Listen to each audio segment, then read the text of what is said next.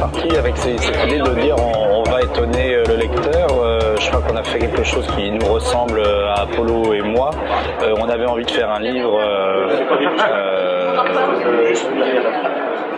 qui était pour nous le fantasme de ce qu'on a du péplum, quoi, et surtout la base vient de notre amour à Apollo comme à moi du livre Salammbô de Flaubert. Voilà.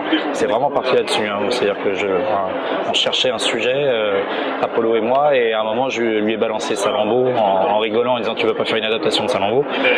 Évidemment que c'était pas le but, mais lui a tout de suite rebondi là-dessus en disant j'adore Salammbô, j'ai vécu à Carthage quand j'étais enfant. J'ai toujours rêvé de faire quelque chose autour de l'histoire de Carthage. À partir de ce moment-là, on a commencé à échanger là-dessus, et moi j'avais des envies très, très régressives de faire des grandes scènes de bataille. Dans Salammbô, il y a des descriptions incroyables des armées de Numides, des éléphants, de tout ça.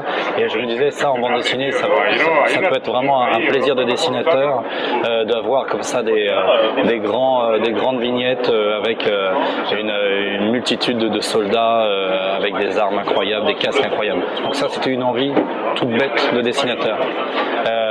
Et Apollo, lui, avait évidemment ses envies, ses idées, des choses dont il veut parler depuis très longtemps. Faire un livre avec un souffle épique, avec un vrai livre d'aventure, mais avec toutes les qualités scénaristiques d'un Apollo qui est capable d'avoir des dialogues très modernes à côté de ça. Voilà. De toute façon, c'est très compliqué avec l'histoire de Carthage. Il reste pas grand-chose. Carthage a été totalement détruite à la fin de la Troisième Guerre punique, détruite par les Romains, reconstruite après. Et bref, il reste pas grand-chose. Les traces historiques, elles sont quand même visiblement assez ténues. Et du coup, il fallait que moi, donc évidemment, je me suis documenté, j'ai lu des bouquins. Il y a beaucoup de choses sur évidemment tout ce qui est l'armée romaine, et tout ça, ce ne sont que des supputations d'ailleurs. Hein, moi, je me suis inspiré de travail d'illustrateurs qui eux-mêmes s'inspirent de vases, de fresques murales, de choses comme ça, enfin de bas-reliefs, et du coup recréer des armes ou des casques, par exemple, en réinventant tout ça. Donc moi, je réinvente de nouveau. Donc on sait très bien qu'on est loin, ou par accident peut-être très proche de ce qu'était la réalité à l'époque. Peu importe. Moi, je me suis vite rendu compte que de toute façon la documentation, ça me servait comme base, mais c'est toujours comme ça d'ailleurs pour n'importe quel de mes albums. C'est une base, mais derrière, il faut la réinventer, il faut s'approprier. Et moi, je sais que je suis finalement aussi beaucoup parti en cours d'album vers les péplums et vers ce qu'on connaît, vers ce que les gens connaissent du péplum. Donc c'est totalement fantasmé, c'est complètement parfois exagéré sûrement dans les décors, et c'est beaucoup plus amusant à travailler. Donc je suis vraiment parti sur des décors complètement flamboyants et que j'aime beaucoup, qu'on retrouve dans les péplums. J'en avais pas, j'ai les références que j'avais quand j'étais enfant et de péplums que je pouvais voir comme ça. Il y en a qui sont assez lourds d'ailleurs. C'est quand même des gros gâteaux à la crème, les péplums, surtout les versions hollywoodiennes.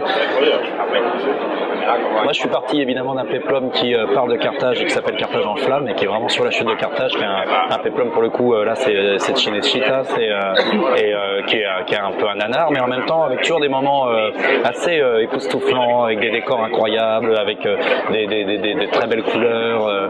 Et je sais que je me suis beaucoup inspiré de celui-ci en faisant beaucoup de captures d'écran, en allant chercher ça. Les gens vers un univers et qui s'y retrouvent, et parce que nos références viennent de ce que les gens connaissent bien dans le péplum, c'est-à-dire voilà tout ce décor fantasmé du péplum avec des lions gigantesques, mais à la fois il y a aussi du vrai, du véridique, c'est-à-dire que par exemple la grande statue de Tanit, la salle du trésor dans l'album, je suis parti d'une statuette qui existe réellement à la tête Léonide, et ça j'étais extrêmement content de la trouver parce que je voulais que cette déesse de Tanit, je ne savais absolument pas à quoi il ressemblait. J'avais beau faire des recherches, je ne trouvais pas de choses très probantes, et quand je suis tombé par hasard en regardant ma documentation, je suis tombé sur cette statuette à tête Léonide, et qui correspondait exactement au fantasme que j'en avais. Pour moi, ça faisait référence à des choses comme Tardy a pu le mettre en place dans ses albums d'Adèle Blanc-Sec avec Pazuzu, toutes ces choses-là. des divinités inquiétantes. Et donc j'étais hyper content d'avoir découvert cette petite statuette. J'en ai fait moi une sculpture monumentale. Mais du coup, elle est réaliste d'une certaine manière. Et réelle, c'est vraiment une statuette de Carthage qui a été trouvée à Carthage. C'est amusant. Voilà. C'est toujours pareil, il faut évidemment que ça soit en raccord avec la narration, avec ce qu'on raconte. Ça n'a pas d'intérêt de lancer une grande image comme ça si ça n'est pas en lien avec la narration. Mais il y avait quand même dans la tête d'Apollo et dans mes demandes l'idée de pouvoir avoir à un moment ou à un autre des grandes cases, de pouvoir se faire plaisir moi en tant que dessinateur, et il fallait que Apollo trouve le bon instant, le bon moment pour pouvoir balancer cette grande case. On l'a trouvé 2 fois. Il y avait une possibilité d'en faire une 3e à un moment, mais ça collait pas, par exemple. Voilà. Là, dans ce cas-là, on se dit, bah non, ça sert à rien de faire une grande case, puisque là, ça va être étrange dans notre narration. Mais la case des éléphants et la case de Tanit se justifient totalement. Et Apollo, avec la case des éléphants, de la charge des éléphants, fait monter vraiment la sauce de manière parfaite pour qu'on arrive sur ce moment fantastique. Alors après, moi, c'est du pur plaisir de dessinateur.